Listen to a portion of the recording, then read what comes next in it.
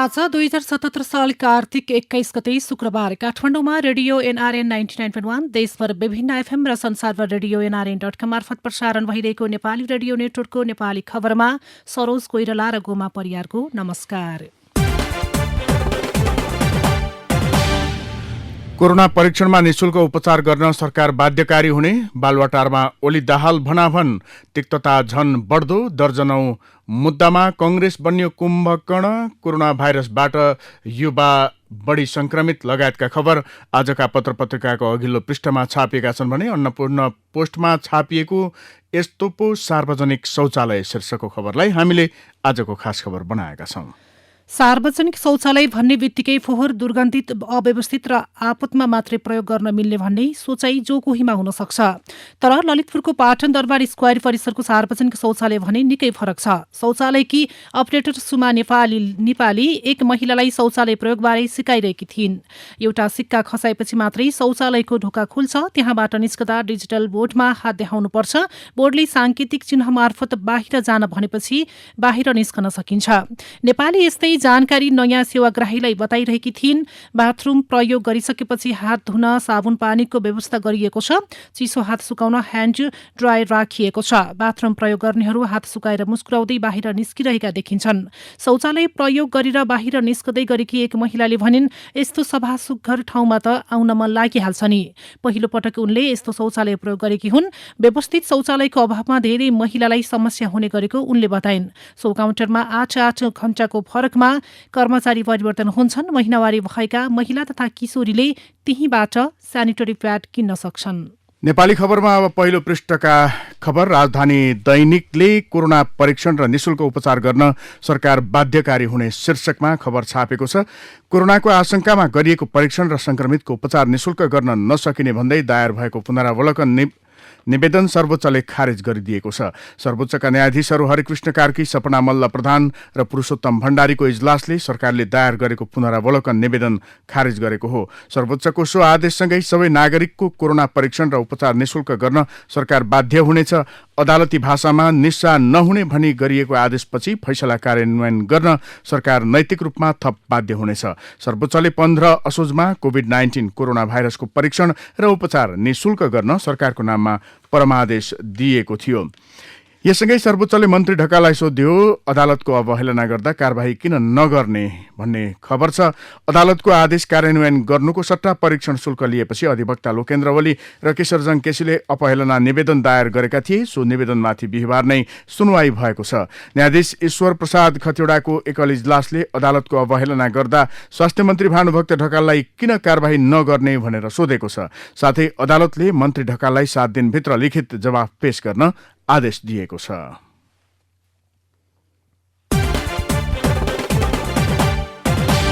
प्रधानमन्त्री निवास बालुवाटारमा बिहिबार बिहान मन्त्री परिषद बैठक सुरु हुँदा नेकपा जनवर्गीय संगठनहरूको कार्यालय पेरिस टाढा कोटेश्वरमा अध्यक्ष पुष्पकमल दाहाल प्रचण्ड कानूनविदहरूसँग परामर्शमा थिए। दाहालका साथमा वरिष्ठ नेता माधव कुमार नेपाल र प्रवक्ता नारायण काजी श्रेष्ठ सहितका नेताहरू पनि थिए। त्यही छलफललाई लक्ष्य गर्दै प्रधानमन्त्री केपी शर्मा ओलीले मन्त्री परिषद बैठकमा भने, पार्टीमा गुटबन्दी चर्किएको छ, विश्वास अविश्वासका कुरा भइरहेका छन्, त्यसको सामना गरिनेछ। कोटेश्वरमा अहिले पनि बैठक बसिरहेको छ, अस्थिरताको प्रयत्न भइरहेको छ, त्यस्तो प्रयत्नलाई चकनाचुर पारिनेछ। ओलीले बुधबार मात्रै पनि आफूलाई राजीनामा मागिएको उल्लेख गर्दै अहिले राजीनामा दिँदा देश बर्बादीतिर जाने बताएका थिए। बालुवाटारमा ओलीले आफू विरुद्ध तानाबाना बुनिरहेको बताइरहँदा कोटेश्वरमा दाहाल सहितका नेताहरू ओलीले चाल्न सक्ने संवैधानिक राजनीतिक कदम र त्यसको सामनाका लागि अपनाउन सकिने उपायबारे नेपाल बार एसोसिएसनका अध्यक्ष चण्डेश्वर श्रेष्ठ सहितका कानून व्यवसायीसँग छलफल गरिरहेका थिए।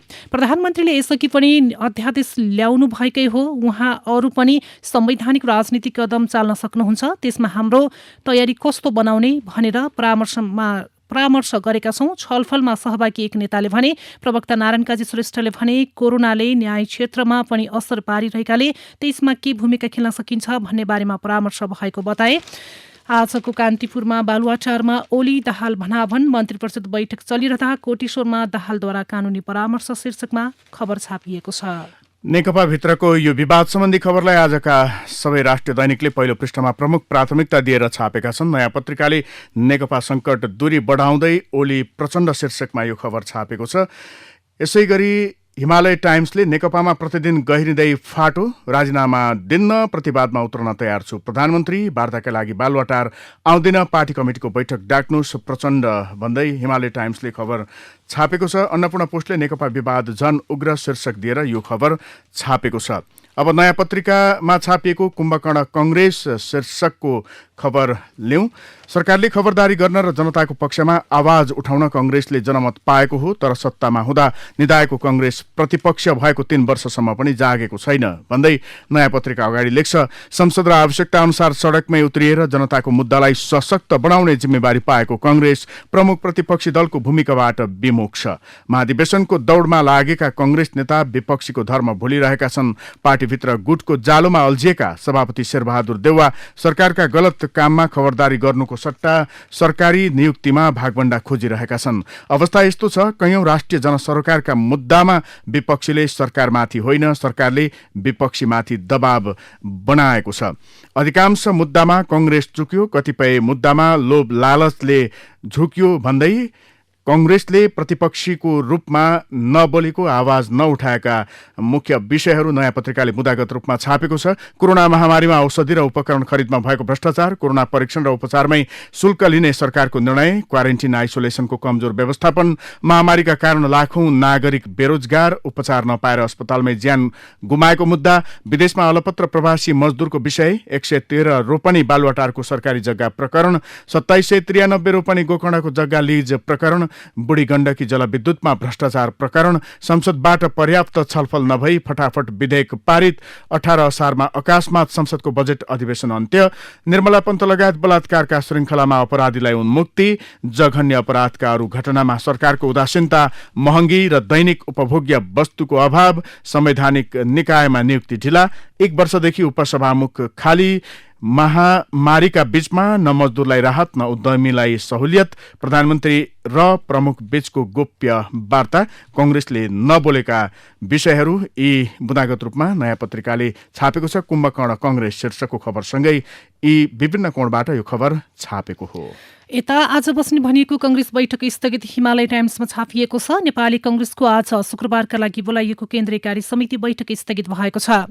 बिहिबार बसेको केन्द्रीय सदस्य सहितको पदाधिकारी बैठकमा पार्टीमा जारी विवाद समाधानबारे सहमति नभएपछि बैठक स्थगित गरिएको हो। बिहिबारको पदाधिकारी बैठकमा सभापति शेरबहादुर देउवाले पार्टीका केन्द्रीय विभाग गठन बाहेकका विषयमा पौडेल समूहसँग सहमति गर्न तयार रहेको बताउनु भएको छ। बैठकमा सहभागी केन्द्रीय सदस्य एनपी साउदले सभापति देउवाले गठन भएका विभाग बाहेकका नेता पौडेलको असहमति रहेका अन्य विषयमा सहमति गरेर आफू अगाडि बढ्न तयार रहेको बताउनु भएको जानकारी दिनुभएको छ।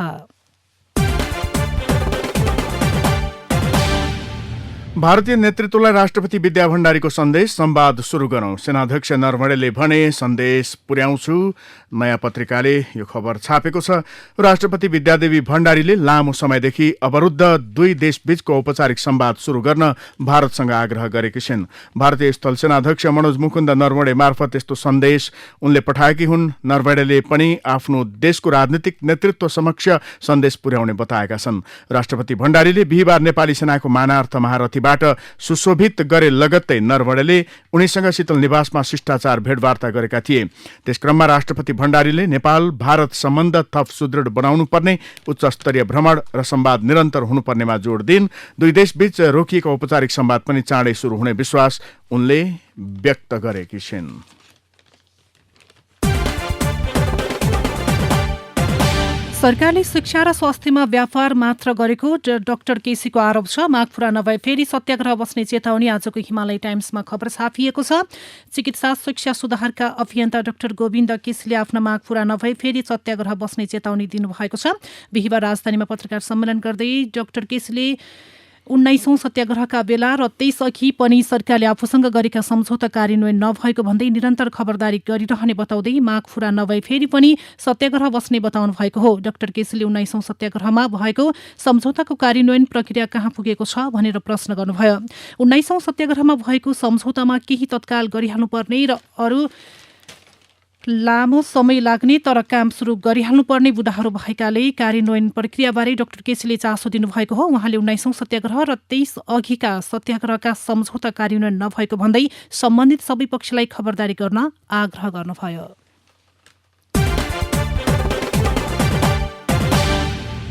सरकारले पूर्ण स्वामित्वमा रहेको खाद्य व्यवस्था तथा व्यापार कम्पनीको सहुलियत चिनी तिहार र छठ पर्वमा नआउने भएको छ। 12 साउनमा बसेको मन्त्री परिषद बैठकले चाडपर्वलाई लक्षित गरी खाद्य व्यापार कम्पनी र साल्ट ट्रेडिङ कर्पोरेसनलाई 30,000 मेट्रिक टन चिनी आयात गर्न जिम्मेवारी दिए पनि खाद्य व्यापार कम्पनीले समयमै चिनी ल्याउन नसकेको हो। तिहार र छठमै चिनी अभाव शीर्षकमा राजधानी दैनिकले यो खबर छापेको छ। यस्तै राजधानी दैनिकमै अर्को खबर छ, अख्तियारको स्टिङ अपरेसन 10 लाख घुस खान खोज्दा फन्दामा शीर्षकमा पटक पटक बार्गेनिङ गर्दै 10 लाख रुपैयाँ घुस खान खोज्ने एक इन्जिनियरलाई बिहिबार अख्तियार दुरुपयोग अनुसन्धान आयोगको टोलीले घुस रकम सहित पक्राउ गरेको छ। अख्तियारको हेटौँडा कार्यालयले विद्युत प्राधिकरणका इन्जिनियर ईश्वरी प्रसाद जैसवाललाई सेवाग्राहीबाट घुस रकम लिँदै गर्दा रङ्गे हात पक्राउ गरेको हो।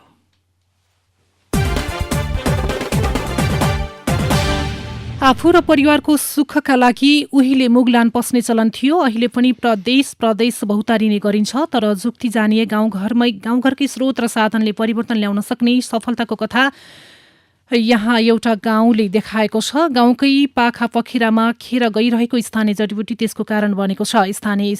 त्यही स्थानीय स्रोतको सदुपयोग नै सिंहको गाउँकै मुहारमा परिवर्तन ल्याउन सक्छ भन्ने उदाहरण नेकपाका स्थानीयवासीले दिएका छन्। खेर गइरहेको जडीबुटी संकलन गरेर त्यहाँका स्थानीयवासीले घरको छाना नै बदल्नुका साथै पठन पाठनको गर्जो समेत टार्न सफल भएका छन्। त्यहाँको जंगलमा पाइने जटामसी, कुटुसी, सेत कचिनी जस्ता जडीबुटीले स्थानीयवासीका जीवनमा महत्वपूर्ण परिवर्तन ल्याइदिएको छ। जडीबुटीको संकलनबाट हुम्लाकै दुर्गम नेकपा बस्तीमा वर्षेनी खरका छाना हटाउने क्रम जारी रहेको स्थानीय धनबहादुर तामाङले जानकारी दिनुभयो। स्थानीय साधनले फेरियो गाउँको मुहार, आजको गोरखापत्रमा खबर छापिएको छ। अन्नपूर्ण पोस्टले युवा बढी संक्रमित शीर्षकमा खबर छापेको छ। प्रतिरोधात्मक क्षमता बलियो भएकालाई कोरोना संक्रमण हतपत्ती हुँदैन भनिन्छ, तर नेपालको तथ्य फरक छ। यहाँ सबैभन्दा बढी संक्रमण 21 देखि 30 वर्ष उमेरका व्यक्तिमा भएको छ। बिहिबारसम्म तिनको संख्या 53,269 पुगेको छ। यस्तै 31 देखि 40 वर्ष उमेरका 49,724 संक्रमित छन्। 41 वर्षदेखि 50 वर्षसम्मको उमेर समूहका संक्रमित 29,992 छन्। यो तथ्याङ्कले मुख्यतः कामकाजमा निस्कने जनसंख्या बढी संक्रमित भएको देखाउँछ।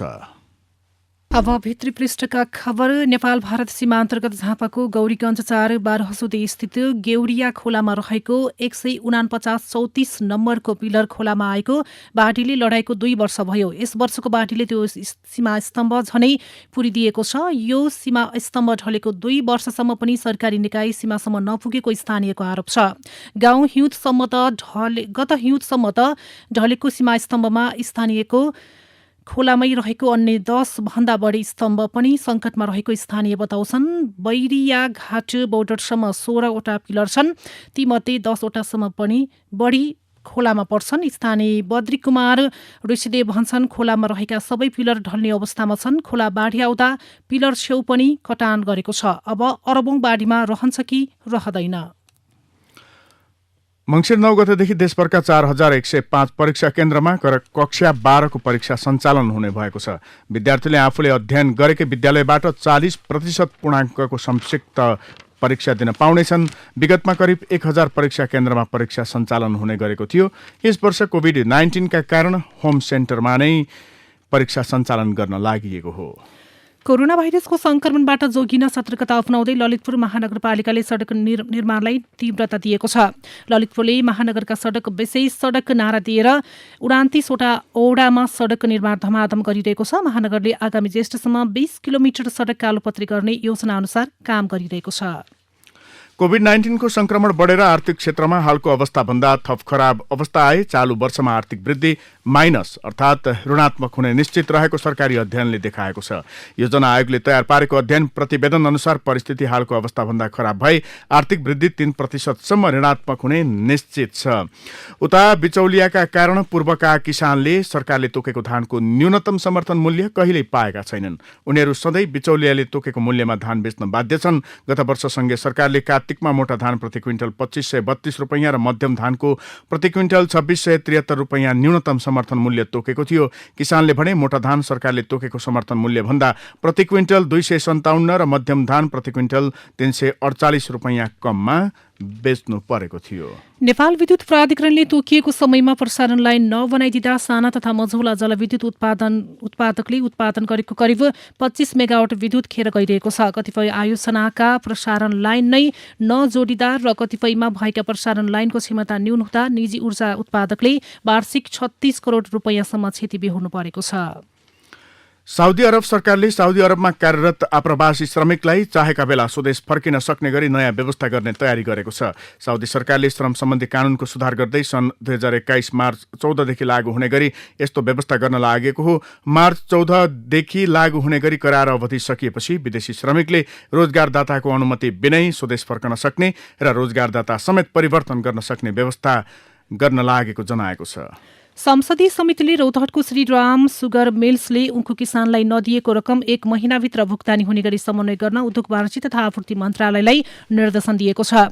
संघीय संसद प्रतिनिधि सभा अन्तर्गतको उद्योग तथा वाणिज्य र श्रम तथा उपभोक्ता हित समितिको बिहिबारको बैठकले श्रीराम सुगर मिल्सबाट उत्पन्न समस्याको समाधान 1 महिनाभित्र सम्पन्न गरी समितिमा जानकारी गराउन मन्त्रालयलाई निर्देशन दिएको हो।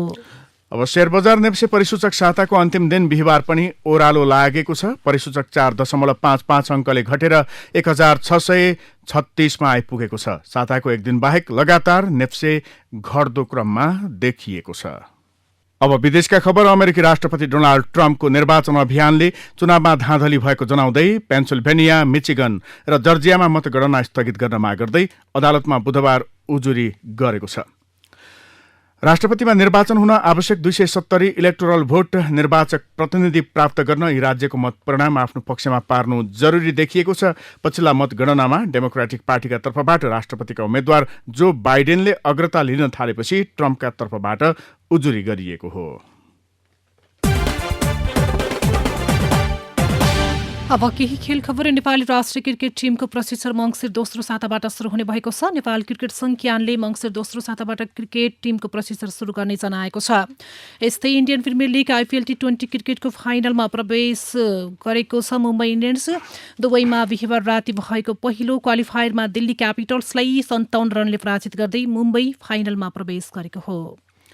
अब कला र साहित्यका खबर। चलचित्रका कलाकारहरूका लागि कतै जानु पर्यो भने तत्काल मेकअप गर्न सुविधा सम्पन्न मेकअप स्टुडियो यसअघि थिएन।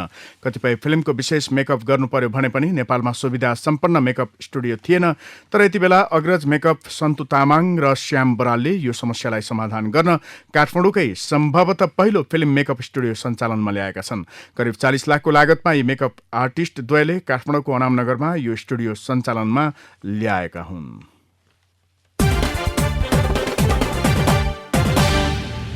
अब केही विचार र विश्लेषणको पालो। समाजवादको सान्दर्भिक मीमांसा कान्तिपुरमा छ। समाजवाद साकार पार्ने सामाजिक न्याय सहितको आर्थिक उन्नतिका लागि सबैभन्दा नभई नहुने पक्ष सुशासन हो, पक्षपात रहित शासन हो। त्यतापट्टि हामी पटक्कै अघि बढेका छैनौं। यो कुरा गम्भीर छ। यसका लागि आन्दोलन अघि बढाउँ। भ्रष्टाचार र व्यतिथि मात्रै रोक्न सके पनि अबको नेपालमा आदि समाजवाद त्यसैबाट हासिल हुन्छ। हर क्षेत्रमा जवाफदेही कायम नगरी समाजवाद निर्माण हुन सक्दैन। सबै आआफ्नो ठाउँमा जवाफदेही हुनुपर्ने पद्धति निर्माण हुनु पर्यो।